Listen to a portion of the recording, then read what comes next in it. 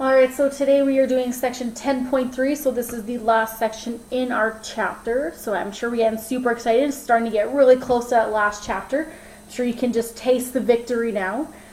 So to start, we're going to be talking about composite functions in this section. So to start here, we have composite functions.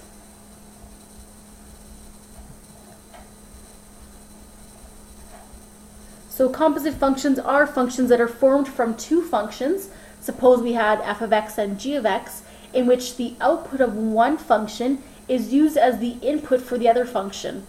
And that right there is basically some mathematical language. Basically what we're going to be doing is we're going to substitute, say, g of x into f of x wherever we see x. So it's going to be a bunch of substitutions is what basically we're going to be doing today. And don't worry if that just maybe went right over your head. We're going to look at lots of examples about what exactly this means. But we can represent this in two different ways, kind of going along the same lines as last time. And so we can represent composite functions as f of g of x. So this right here, so we have f of g of x. That there represents a composite function. And we can also write it another way. Here we can do brackets, so be f, and it'll be open hole there, g of x. So this one we read as f of g of x. Okay, so that open hole there represents composition. So just make sure you have that distinguished, because sometimes maybe you'll maybe confuse this with multiplication. With multiplication it's a closed dot. With composition we have this open circle here, okay? So make sure you don't get that confused, okay? So composition has the open hole. So now let's look at an example, kind of more or less what composition will do to a function. So suppose we had f of x is equal to 2x minus 2, and say we also had a function g of x is equal to x squared plus 3x. So then let's look at the composition. We have f of g of x is shown, and here we have a little mind mapping activity, or I guess diagram, sorry. And so basically what we're going to do is we're going to take some sort of value x, or a variable x, and we're going to plug it into g of x, which turns out just to be the function itself. Then what we're going to do is we're going to place this whole g of x function into f of x wherever we see x. So here our function there for f of x was 2x minus 2. So what we did was we took g of x, we took this whole term, and we replaced it for x. So wherever you see this x term, you're going to replace that with g of x. And then you're going to solve. So what that would end up being is we'd have, so sorry if we can't see past here, but it'd be, so we have 2x squared plus 3x minus 2. And if we wanted to solve this out here, we'd have 2x squared plus 6x minus 2. So this here would be our new function, using composition, where we have f of g of x. So this is our new function here, okay? So suppose we were to put some values in.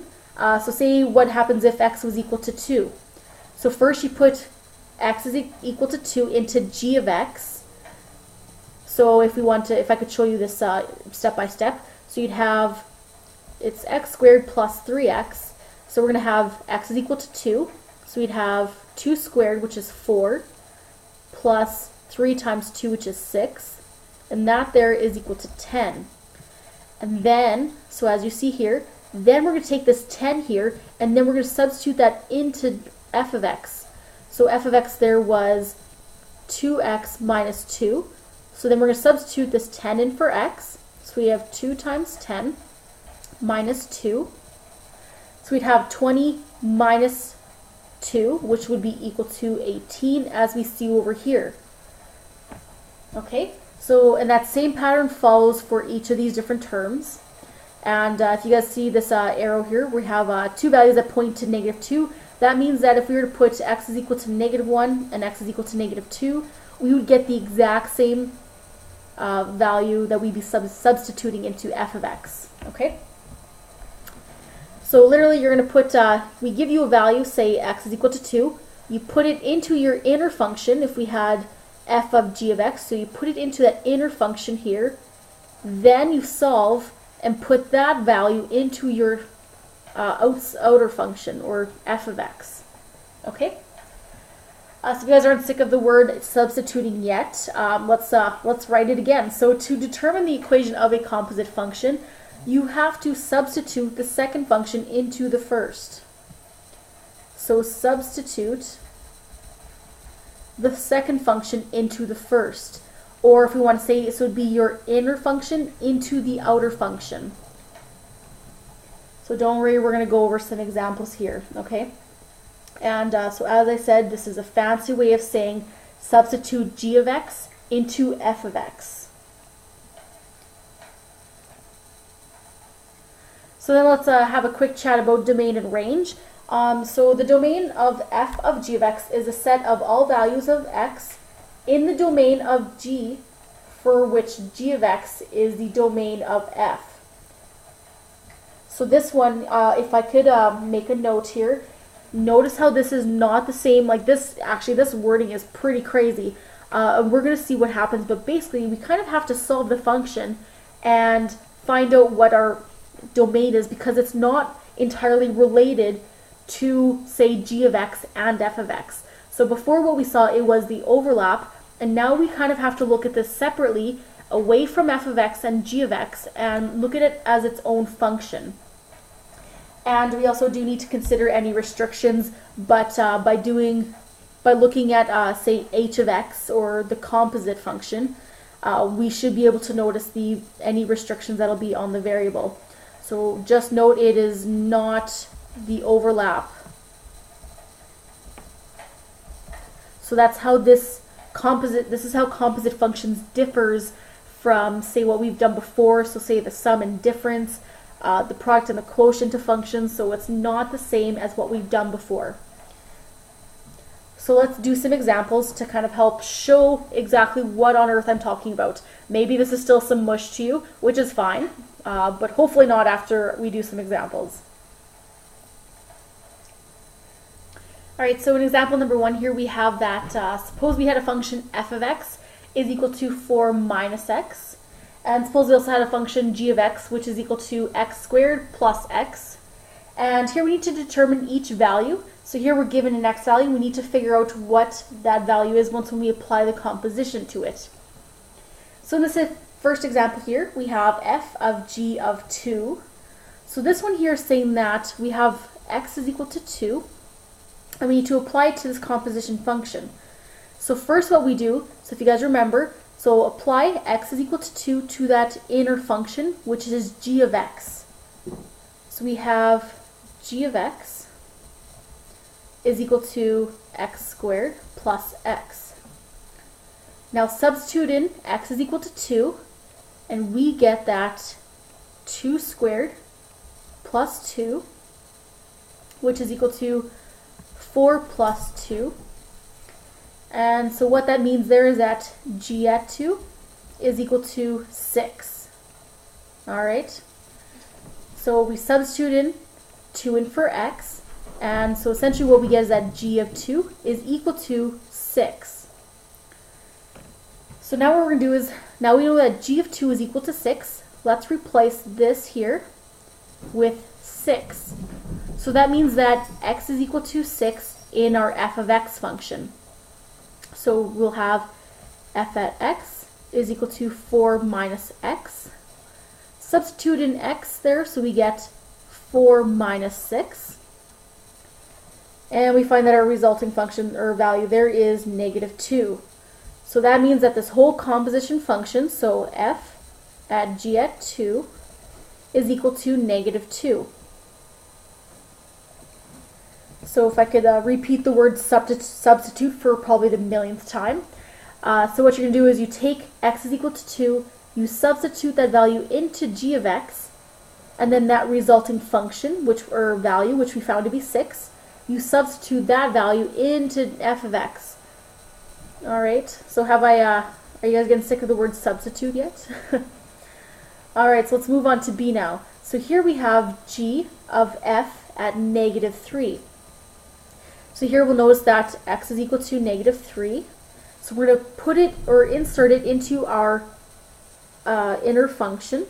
So we'll have f at x is equal to 4 minus x. Substitute in x is equal to negative 3. So we have 4 minus negative 3. That is equal to 4 plus 3, which is equal to 7. So f at negative 3 is equal to 7. So now let's take this value here and we'll substitute it into the outer function. So now we'll have g of x is equal to x squared plus x. And now we're going to substitute 7 in for x. So that is equal to 7 squared plus 7, which is equal to 7 squared, which is 49, plus 7, and that there is equal to 56. Alright, so that means that 56 is equal to that g of f at negative 3. So that composition function for x is equal to negative 3 is equal to 56.